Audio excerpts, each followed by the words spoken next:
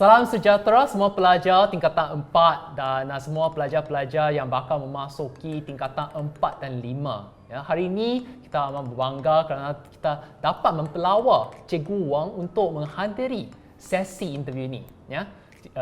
Saya nak tanya Cikgu Wang tentang beberapa perkara yang dia dapat mempenggalami dalam pengajaran dia. Dan okey, untuk sesi ini saya nak tanya Cikgu Wang, sudah berapa lama kamu mengajar bahasa Melayu? Okey, jadi berkaitan dengan pengalaman mengajar saya, sebelum ini kalau kita lihat penempatan pertama saya di sekolah yang pertama adalah di Kuala Lumpur, di SMK Taman Yal, di zon Bangsa Pudu.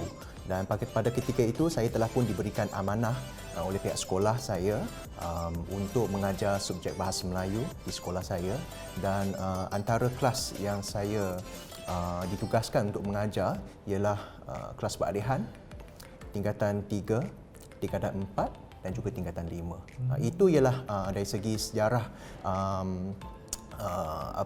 pengajaran dan juga pembelajaran saya dalam mata pelajaran bahasa Melayu ini di sekolah yang pertama. Dan seterusnya pada masa sekarang saya telah dipindahkan dan diberikan amanah untuk berkhidmat pula di Sekolah Menengah Jenis Kebangsaan Chong Hua, Kuala Lumpur. Dan begitu juga saya sangat berbesar hati kerana pihak sekolah saya yang baharu ini juga memberi amanah yang sama pada saya untuk mengajar subjek bahasa Melayu kepada semua pelajar di sekolah saya yang baharu ini.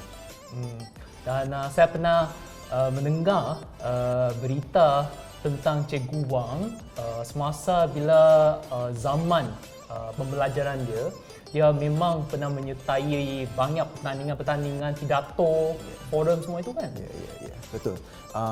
Kalau itu kan saya tidak berani nak katakan penglibatan saya semasa di zaman sekolah ataupun universiti ini sangat cemerlang, tetapi cukup setakat untuk cari makan, kita kata. Mana kata melalui penglibatan dalam program-program yang berunsurkan bahasa ini, pada pendapat saya merasakan ia boleh membantu kita untuk mengasah dari segi kemahiran kita untuk menguasai bahasa Melayu itu. Seperti mana yang diterangkan oleh Eri tadi, saya pernah melibatkan diri dalam sayembara deklamasi puisi kemerdekaan, diberikan amanah oleh pihak universiti untuk mewakili pihak universiti menyertai dalam pertandingan membalas pantun di peringkat kebangsaan.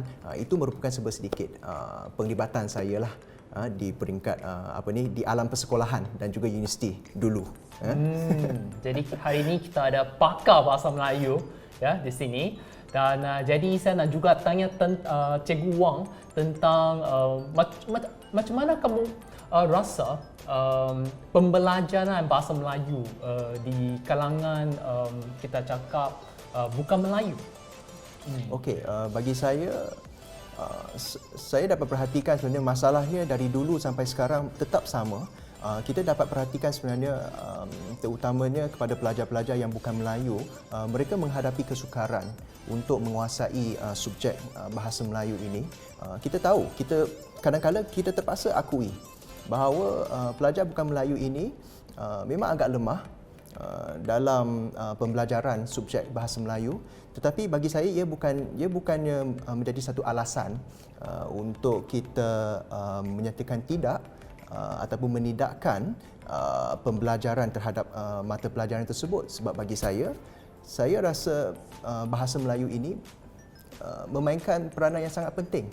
Terutamanya sebagai seorang warga negara Malaysia, kita mempunyai tanggungjawab untuk menguasai betul-betul dan menghayati keindahan di sebalik pembelajaran bahasa Melayu itu, kerana kita merupakan sebahagian daripada negara dan juga nusa yang tercinta ini.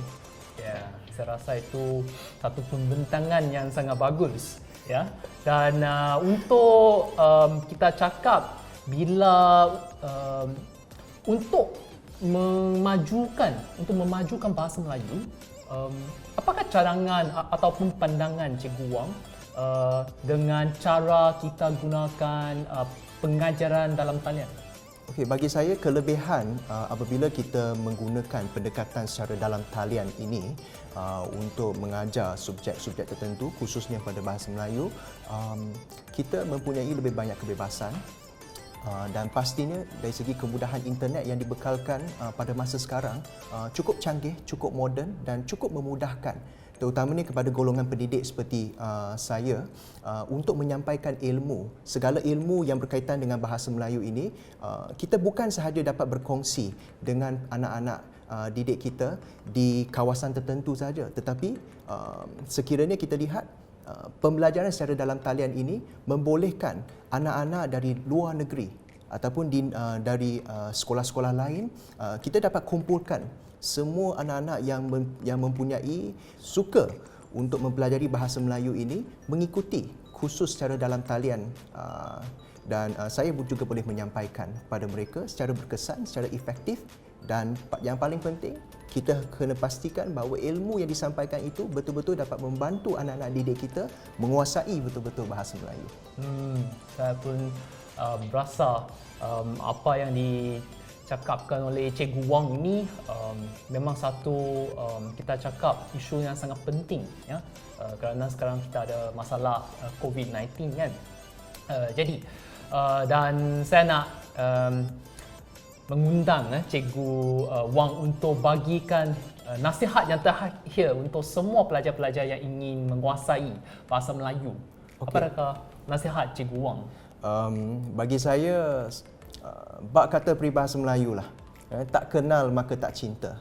Sebagai seorang warga pendidik, saya merasakan bahawa tanggungjawab saya adalah untuk membantu dan membimbing anda semua untuk menghayati dan menyelami keindahan di sebalik pembelajaran bahasa Melayu ini. Dan begitu juga saya sangat berterima kasih kepada pihak Translife Education kerana anda telah menyediakan satu platform pembelajaran dalam talian yang begitu mantap, yang begitu hebat untuk kita menyampaikan segala ilmu dan juga panduan kepada anak-anak di seluruh Malaysia untuk mempelajari subjek bahasa Melayu ini.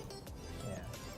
Dan saya amat berterima kasih kepada Cikgu Wang ya kerana sudi meluangkan masa bersama kita untuk sesi interview ini. Ya, saya harap semua pelajar yang dapat mempelajari sesuatu daripada Cikgu Wang dapat menghadiri kelas kita untuk bahasa Melayu.